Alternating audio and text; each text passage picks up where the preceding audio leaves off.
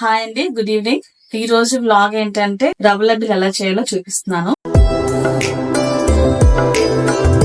అది కూడా చాలా త్వరగా ఇన్స్టెంట్ గా అయిపోయే విధానంగా చూపిస్తున్నాను. ఎప్పుడు మనకి రవ్వ లడ్డుకి కావలసిన ఇంగ్రీడియంట్స్ ఏంటంటే ఇదిగోండి, షుగరు, అలాగే రవ్వ, ఉప్మా రవ్వ, ఇవన్నీ కూడా డ్రై ఫ్రూట్స్ అన్నమాట. బాదం, జీడిపప్పు, పిస్తా అన్ని డ్రై ఫ్రూట్స్, అలాగే కొబ్బరి, గీ.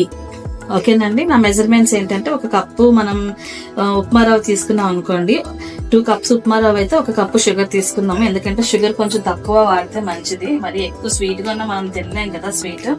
సో ఇప్పుడు మనం ఏంటంటే కళాయి హీట్ ఎక్కిన తర్వాత ఒక 2 టేబుల్ స్పూన్స్, మనకు తెలిసిపోద్ది, మెజర్స్ అవసరం లేదు దీనికి, వేసుకొని అది హీట్ ఎక్కిన తర్వాత ఈ డ్రై ఫ్రూట్స్ అన్ని కూడా ఒకసారి దాంట్లో వేపేద్దాం. కొన్ని ఉంచుదాము, కొన్ని లాస్ట్ లోని అది మనం చుట్టినప్పుడు, బాల్స్ చుట్టినప్పుడు కొన్ని పైన వేద్దాం. నేను ఎందుకంటే మరీ ఇంత చిన్నగా చేస్తున్నాను, నా కూతురు పెద్ద పెద్దగా ఉంటే తిందు, రవ్వ లడ్డూలో కలిసిపోయింది అనుకోండి, కొంచెం ఇష్టంగా తింటది, అందుకని చెప్పి ఇది కొంచెం రోస్ట్ అవ్వనిద్దాం. స్మెల్ వస్తుందండి, సిమ్లో పెట్టుకొని ఈ స్టేజ్ లో కొంచెం బాగానే వేగాయి, రోస్ట్ అయ్యాయి.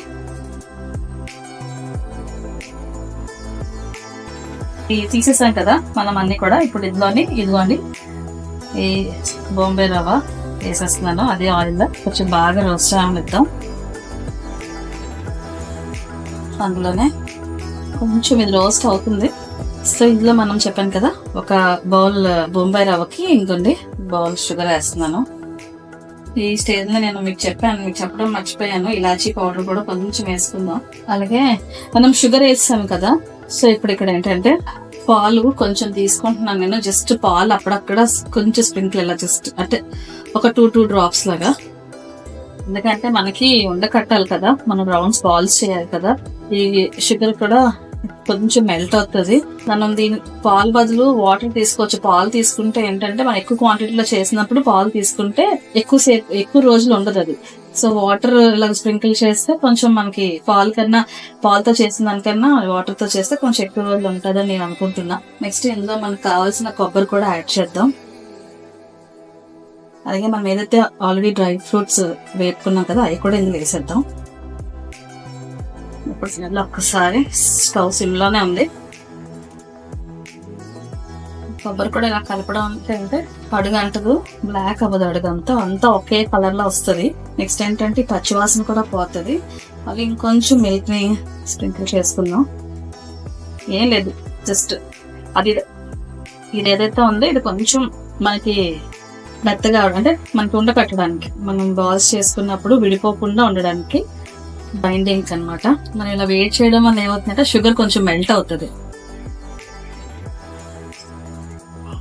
చాలా ఇన్స్టెంట్ గా చేసుకోవచ్చు మనం, ఇది పెద్ద ప్రాసెస్ కాదు.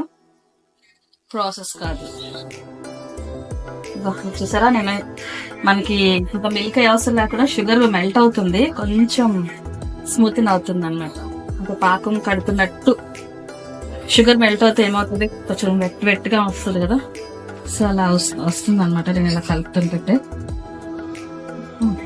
స్మెల్ అయితే అదిరిపోయిందండి. మీరు డెఫినెట్ గా ట్రై చేయండి. ఇదిగోండి మనం ఈ స్టేజ్ లో ఆపేసుకుందాం. ఒకసారి జూమ్ చేయమా, ఇదిగోండి ఇంకా మీకు చేసినప్పుడు ఏమవుతుందంటే ఇది కొంచెం వాటర్ వేస్తే తడేస్తే ఎలా అవుతుంది లోపల నుంచి, మీకు అది కొంచెం ఇలా కదిపినప్పుడు కొంచెం టైట్ గా ఉంటుంది. ఆ స్టేజ్ లో మీరు ఆపేసుకోండి స్టవ్. కొద్దిసేపు ఇలా కూల్ అవ్వనిద్దాం, పక్క ఇలా ఉంచేయండి, కూల్ అవ్వనిద్దాం. అయిన తర్వాత బాల్స్ చేసాక మళ్ళీ చూపిస్తాయి. చూసారా, మన రవ్వ లడ్డు రెడీ అయిపోయి, ఇదిగోండి చుట్టుకుంటే ఇలా వచ్చాయి. చూసారా, ఇన్స్టెంట్ గా చేసేసుకోవచ్చు అప్పటికప్పుడు. మనం ఇంట్లో మనకు ఒకవేళ ఎవరైనా గెస్ట్లు వచ్చినా సరే, ఇంట్లో ఇవన్నీ ఇంగ్రీడియంట్స్ ఉన్నాయనుకోండి, ఒక 5 to 8 minutes, 10 minutes కూడా అవసరం లేదు, 5 to 8 minutes లోనే మనం రోస్ట్ చేసేసుకొని ఇలాగా బాల్స్ చేసేసుకోవచ్చు. ఇదిగోండి రవ్వ లడ్డూలు ready. Thank you so much. Please like, share and subscribe. Next vlog తో మీకు రేపు మళ్ళీ కలుస్తాం. Thank you.